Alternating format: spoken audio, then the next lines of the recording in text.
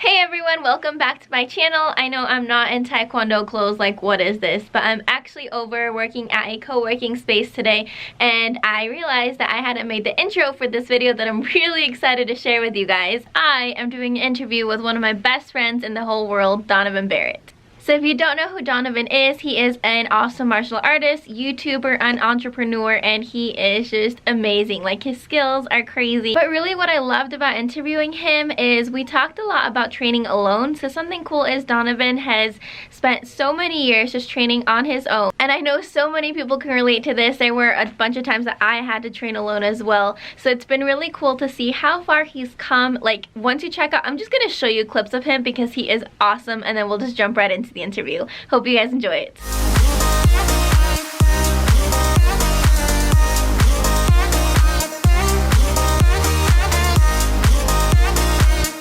Donovan, we're finally doing this interview. I'm so excited.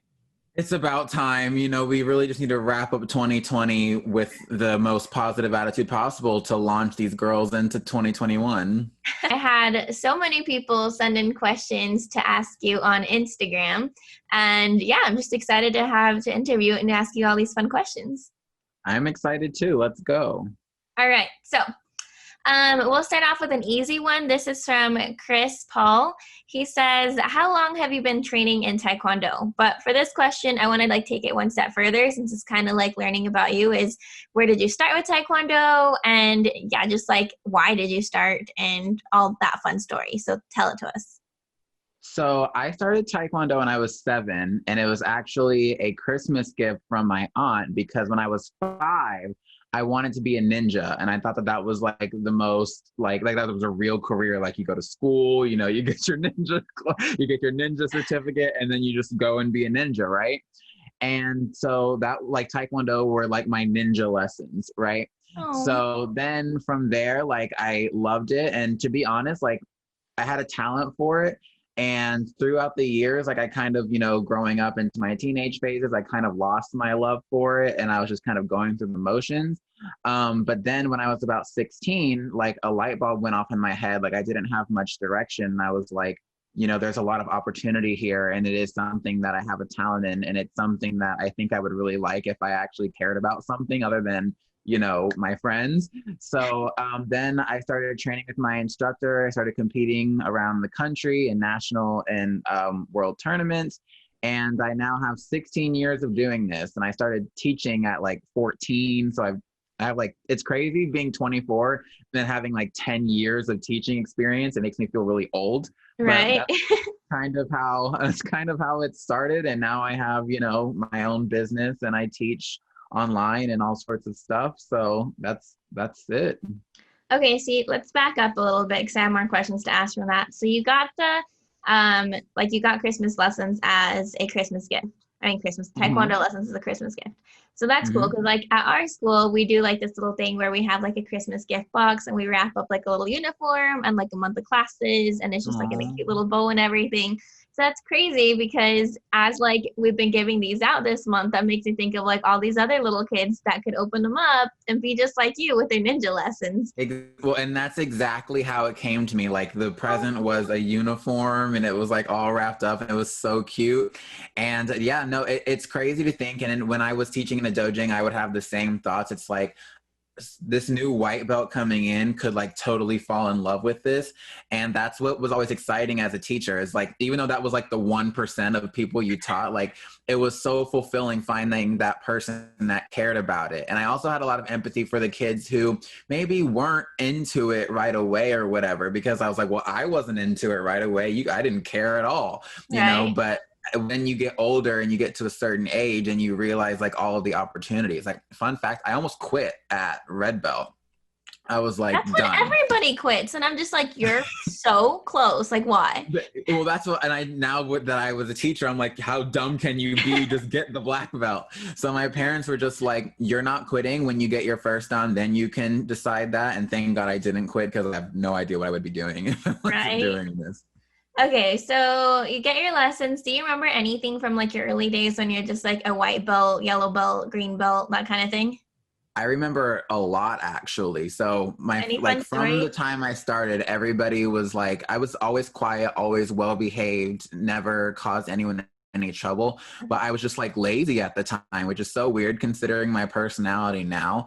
But it's like I would get pulled into the owner's office constantly and they would tell me all the way until I was like 14 or 15, where they were like, you have so much talent. You have what so many other people wish they could have, and you just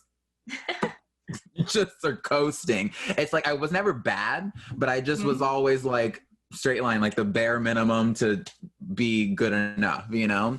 And so like I used to frustrate the hell out of all of my instructors because they would be like, you have this gift, you have the, you know, the talent for it, the flexibility, like why are you not like caring? And it's like I took that with me into my teaching because it's like I learned like you can't make someone care, and when they would do that to me, it would actually just add a lot of pressure. It wouldn't make me want to work harder. So when I have students facing the same way, like my big goal when I teach is to just create an environment that, you know, inspires creativity, inspires people to be authentic within the martial art, because like no two people are the same. And I try to make it fun. Like that's really important to me, Yeah. is to, you know, make it entertaining, make it interesting, and make you learn something, but to also have a lot of fun. I like that. Yeah, because it's true. Well, I think like maybe one reason is because like you see kids with like a ton of talent and they usually aren't the ones who work hard. Like that's rare because they don't have Mhm. to. Like they can just do it Exactly.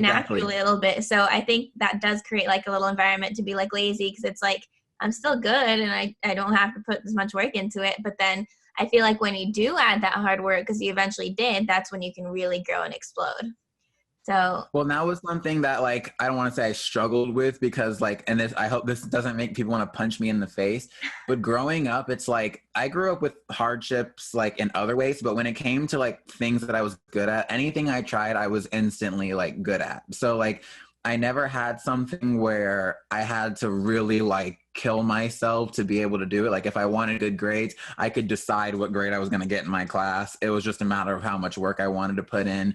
Any like athletic thing could do. And it kind of just, when Taekwondo, it's like even that was the same, but once I started competing and everything, I'm like, oh, now everybody like at this yeah. is like me. All of them are talented, all of them have the ability, but they work hard and I Mhm. am not. So now I have to work hard, and that was like such a good lesson for me, and not only in Taekwondo but like in everything else I do. Right. Yeah. Because I mean, eventually you do have to learn that. Just like Hmm. it's kind of like the little big fish in the small pond thing. Like you'll go into a bigger pond and then you're like, oh, shoot, like they've all been working. It's So, so easy and comfortable to be that big fish in the small pond. And I think like I challenge every student who like, if I'm sure you've experienced, it's been the dojang, like you'll have some people who get, your students get a little full of themselves, you oh, know? of course. And it's like, yeah. And so it's like, we're going to a state championship, we're going to nationals, you're going to see how small your world is when it comes to Taekwondo. I think tournaments, like a lot of people, I've had instructors say that tournaments are discouraging for kids. I personally think the opposite, because like when you are only in the four walls of your dojo, and you have no idea what Taekwondo can do or like what else is out there. But when you go and you see that like you're part of something so much bigger than those four walls, like I think that should inspire anybody. I mean, I think it is inspiring. I get where like people come from by saying, or like school owners come from by saying it is discouraging, but that's like Hmm. part of it because kids will go there expecting to win, then they lose. It's a hard lesson, but like ultimately that's what you want for the kid is to learn how to lose and like learn that resilience to actually improve. But if they get stuck in the like, oh my gosh, I lost, I suck at this, I never want to go back to class again, that's instructor's job to really help motivate them instead.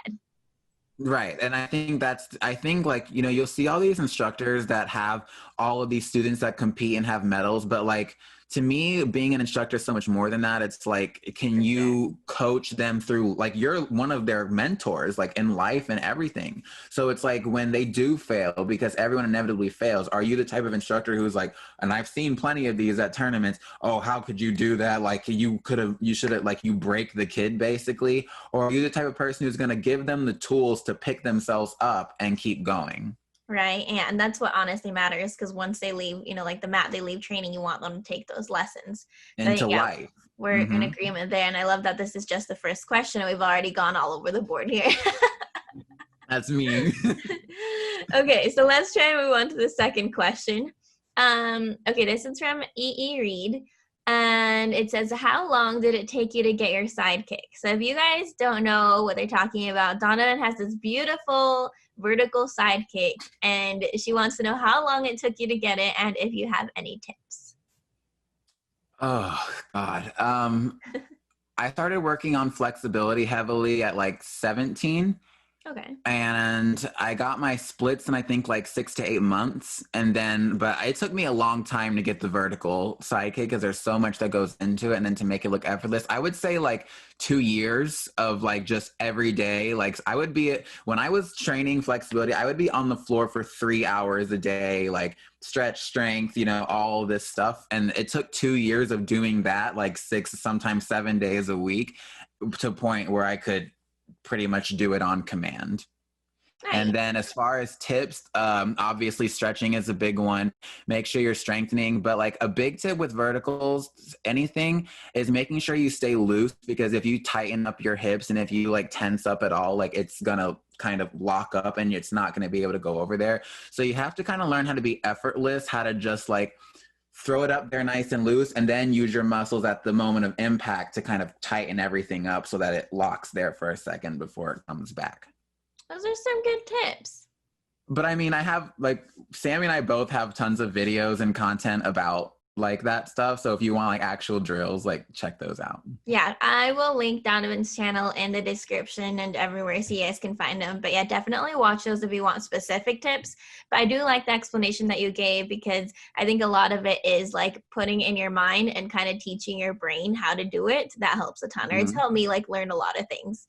It's crazy what you can do. Like, I don't know if you're like this, but if I can see myself doing it, then like I can usually do it. But if visualization I can't see it, helps. Right. then Yeah. Okay. Next question. Easy one. Zoe Clark would like to know, what is your favorite Poomsae? My favorite Poomsae, oh, it's hard. I would say probably choreo, but like Taegu 7 and Pyeongwon are very close. Huh. Okay. I'm trying. Okay, wait. Choreo's your number one. Choreo was my number one favorite Poomsae like forever. And then you said Taekwondo 7 or what? Pyeongwon. Oh, really? I hate that one. Yeah, I love that one. I like any form where I get to kick. It's good. That's me too. That's why Kyungan is just not my form whatsoever. Just throw the whole form away. Like, I don't want it. And then Taebaek, I think, was one of my favorites as well. I like Taebaek. Yeah, that's a fun one. Okay. But Corey, we have the same favorite Poomsae. That's cute. Okay, Gary would like to know, what are your long-term goals for martial arts? Oh, that's a loaded question. I know, it's a big question. I think, I mean, obviously, like, so I started my business this year. I formed my company, and just the support in that has been incredible. So obviously I would like to continue to grow that. I would like to, like you already do this, but I want to get to a point where I have a monthly membership kind of thing. And I really want it to be kind of, I want mine to be like you're in a dojang almost. Like I really want to make them feel like as close as possible that they are a part of like my team. So it's less of like maybe a dojang and more of like creating a team of people who like I take a personal interest in and really like try to, because I don't know how to do anything half-assed. So if you're my student, like I am going to like go all the way. So I want to do that. I actually just, I've had a couple opportunities come my way and like some other things related to like entertainment that I definitely kind of want to try if that ends up working out. But I'm also like going with the flow. Like I've learned this year how to reconnect with my love for training, period. And, you know, because you can, I know, relate to this. We talk about this all the time. Sometimes when you're a teacher and you're also an entrepreneur, you get so swept up in teaching others and, you know, working on your business that you forget like to take care of yourself and like train. So like that's something I've worked really hard at this year and I've re-fallen in love with it. So I want to become the best athlete I've ever been. but I want to keep doing what I'm doing now. I love what I do. I love making content. I love having a business. I love, and any other kind of opportunities that come my way, I would absolutely be open to. Nice. Okay. So as far as like goals, since that's kind of the question I was talking about, and since New Year's coming up, do you have any tips on just like setting New Year's goals? I know a lot of people do resolutions. So do you have any tips for actually making goals that you can actually achieve during the year? It really comes down to, first, do you really want it? And like, I know that sounds corny, but like a lot of us think we want something, but like we really don't. If, like, for example, I think I talked about this with you before, but I would love to learn how to paint, you Oh know, yeah. Mm-hmm. but like I've tried a couple times, and after the first time I'm over it. So like I don't really want it. I Uh-huh. just think it's cool. So you have to really want what you're doing. And the next step is you have to put together a plan. And when I say put together a plan, that means usually starting with something small. So like when I started training again heavily, the most important thing was developing the habit. So I didn't focus on, losing weight or anything like that. I just focused on moving my body every day. And that started off by just going for a walk for 30 minutes. And I fell in love with that. And then I was like, okay, now let's lift some weights. Okay, then let's do some calisthenics. Let's try jump rope. Then, back to kicking, so you have to decide that you really want it. You have to decide that you're going to put a plan in place, and then you're going to take action on that plan. That's awesome. And I And like also that don't wait for New concept. Year's. Huh? And also don't wait for New Year's. Like Oh, you for should, I think Gary Vee said this. He said, you should make New Year's resolutions if you decided you want something on January 1st. If you decide something you want on December 25th, then you should make December 25th resolutions, because like there's not a date that's going to make you inspired. Like if you want to do something, you need to get on it like immediately. Agreed 100%. Because yeah, otherwise you're gonna be like, oh no, I can't do it. I have to wait until like next Monday to start, and then you just push it back forever. So And then by then your initial passion has gone down. And while passion doesn't take you all the way, it does give you that quick jump start. So like if you get passionate about it and then you just let that sit for 2 weeks, then the passion goes down and you're not going to be as excited to start the journey. So act on your passion. Sammy and I both are very much spurts of inspiration. So when we that's when have a you spurt gotta of go. inspiration, we stop everything and we go. Oh yeah. Oh, that's funny. Okay. The next one is from Cleve. He wants to know, what do you struggle with the most during training or in martial arts in general? Honestly, being alone, keeping it interesting. Like I've been training by myself for probably like 5 or 6 years at this point. I've never had a group of people I can train with or, go compete with. Everything's always been by myself. So I think that's kind of the hardest part, is keeping it interesting and also keeping myself motivated, because when I say I don't have anybody holding me accountable, I have zero people holding me accountable to my training. So it really does have to come from my own internal desire to do it. So I love that one, because a lot of people do feel that. And like, especially when I started like my Live Martial Arts membership, that's one thing that people wanted, as a way to like reconnect with others, especially during COVID when they had to leave their studios.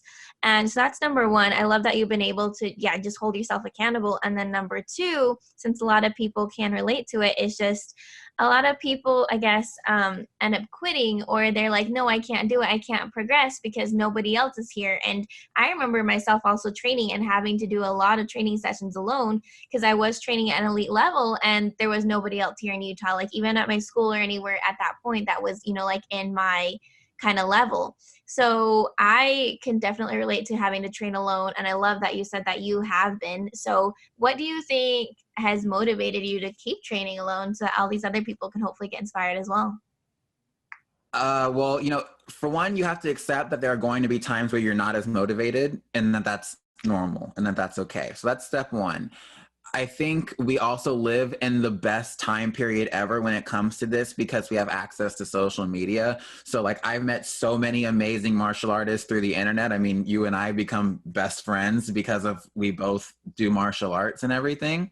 So connect with people online and follow people who inspire you. I remember following a bunch of martial artists and like trying to train like them.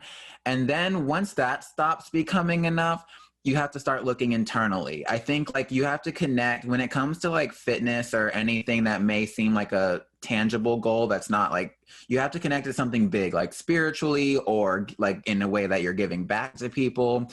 Teaching has been a big thing that's kept me inspired. Yeah. Creating content and having an audience of people that like rely on me to be a source of inspiration for them, that is what gets me up in the morning.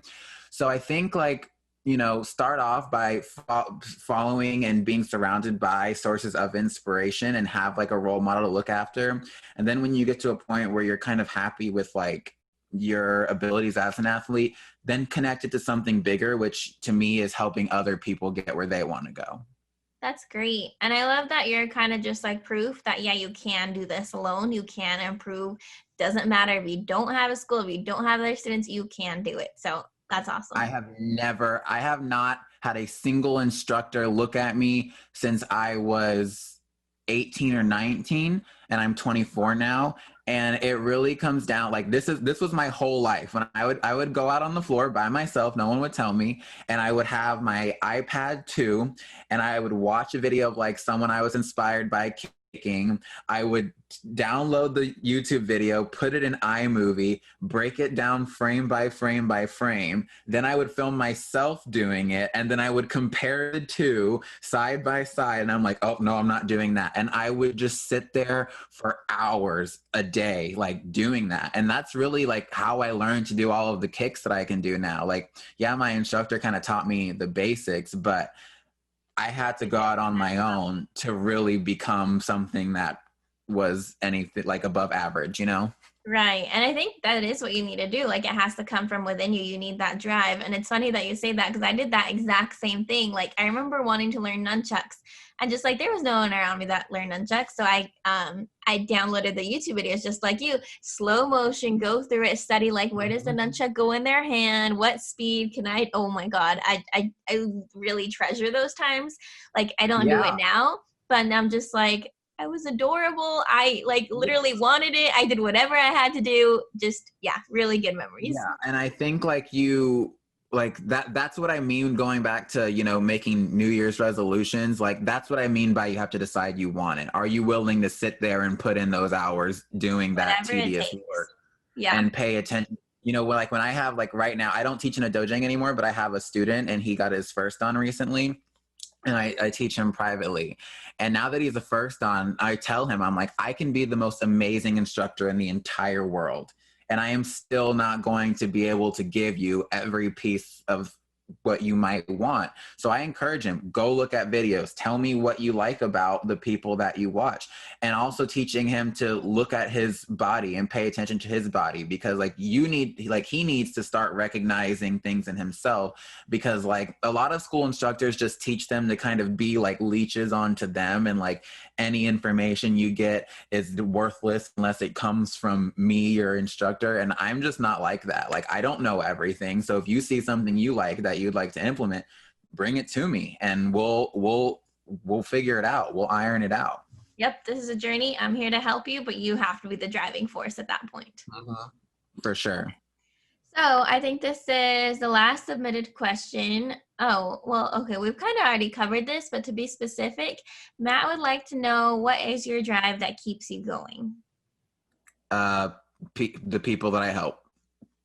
That's the kind of the reward, that's the thing that just wakes you up in the morning. That's what you said earlier. That's what gets me up in the morning. That's what's kept me doing martial arts. That's what keeps me uploading on social media, is because it's like, whether it is Taekwondo or something, you know, personally motivating, it's like, I am excited to help people. And I hope for every day, for as long as I live, my life is spent helping as many people as possible. Whether it, you know, martial arts to me is a catalyst and a tool to help build people, you know, mentally and whatnot. Like the two are so connected. So I think that's why I love it so much.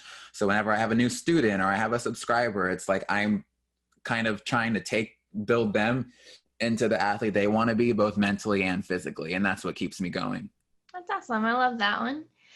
Okay, next question. I kind of wanted to cover, I forgot to ask this earlier when you were kind of talking about your martial arts journey, but you mentioned that you almost quit when you were a red belt. You said, was that in your teenage years? I think I was like 11 or Okay, that 12. preteen period right before that. So I found Yeah. a lot of people or a lot of kids do just like when they start getting, like preteen into teenagers, they start seeing what their other friends are doing. They want to do like high school sports and they're like, I want to do that instead because my friends are all doing it. And usually they're not doing martial arts. And they often Mhm. want to quit at that point, usually when they are close to their black belt. So what advice or like what part of your journey can you share as to why you should stick with it to kind of give them that push of like, great things can happen if you just stick it out? Well, I think the best thing that I can provide is giving you the perspective from being on the other side. The reason I think so many people want to quit is they have FOMO, fear of missing out on like regular teenage activities. Like my whole life has been Taekwondo since I was 7. Like as soon as I leave school, I have to go to Taekwondo. So like I wasn't doing everything that my typical people my age were doing. They were starting to go hang out with their friends all the time. They were going to just doing like the standard teenage stuff. And there were times where like I felt like I was missing out. But I can tell you now on the other side that all of those people who I thought were doing all the exciting things, most of them are now miserable. They have no direction with what they're doing. They have no drive to succeed because they don't know what it's like to start something and finish it. And so from the other side, I can tell you that the sacrifices, even though you're really not missing out on any of the things that you think you are, because they're not that interesting. But the sacrifice you make there, I promise you will be so worth it, because like my brain is so much different than most 24-year-olds. Like there's just like, I don't see the value in spending my time partying or doing anything like that. And the people who I know who are like that aren't happy. And I don't mean this as a way to like boost my ego or whatever, but they often like will message me and they'll say like, you always, like since you were in middle school, were just like so go, go, go, go, go and focused on your thing. And I have time for friends now and whatnot, but it's like my first job was being a Taekwondo instructor because I worked hard. Whereas like most people, they have to go get a job, maybe doing something that they really don't like. I got to start my life doing something I like. And now at 24, I have my own business and like I have a flexible schedule and everything. So the best thing I can provide for you is that I can tell you that the sacrifice is worth it because I've made the sacrifice and I stuck with it. I like that. And I think that the reason you were is just because of Taekwondo. Like that's the thing that taught you to make goals, like starting from, like getting white belt to yellow belt. It taught you make a goal, you achieve it, you get what you want, you're happy, you're motivated to do more. And I think that is where it grew. So I guess when you get to that age, you kind of just have to take the lessons you've learned and apply them right then, because that's what you did. And you're right, you're on the other side and you feel good about your choices in the past. So Yeah, I mean, and that fear of missing out may last all the way into college because, like, oh yeah. your friends are going and partying, your friends are going and doing this, and I'm over here editing a video. But it's like, I love what I do so much, and I know that this is what it takes to build something long term. And it's not about not having friends necessarily, because I feel like we've talked about this, because it's about the friends that you should have are the friends that do kind of motivate you and support you to grow your passion, to do the things that you love that make you happy, not the friends that want to take you away from things that are good for you. Because you always hang out with your friends still, and just like, I think Oh yeah. that's the difference, is it's not about not having friends and just living in this little hole. It's about prioritizing and also being good for your friends, because you wouldn't want to take them away from anything that's No, you are a product of the people you hang out with. And that's why, that's how Sammy and I started being friends. And I mean, that's still a big part of our friendship. We were just always talking about social media and goals and like things we want to set and, all of these things. And we collab and we inspire each other. I mean, that was the start of our friendship, and that was all we did. I have great friends, and because I made those sacrifices early on, I have more time that I can spend with my friends because I'm not in a job for 12-hour shifts or anything like that. So absolutely have friends. It's just like you said, make a conscious choice about the kind of company you want to keep, because even if you're a super motivated person now, and I've experienced this too, when you start hanging out with people who make excuses for themselves, they're always the victim in their lives, they're not going anywhere, you start to take on that mentality too. For sure. Yeah. So think about who's surrounding you. Well, that's awesome. I think I've run out of questions. I think we covered everything basically. I mean, I feel like we gave them everything we had. I know. So speaking of collabs, we did do a cool video over on Donovan's channel if you want to tell him about that. So we kind of came up with this idea together. You posted because last year around this time I was in Utah, and Sammy we put together a Taekwondo demo in like 20 minutes for her school's belt promotions. And so we had a lot of plans this year to see each other and collab and do all sorts of stuff, which of course got ruined because of, the mess.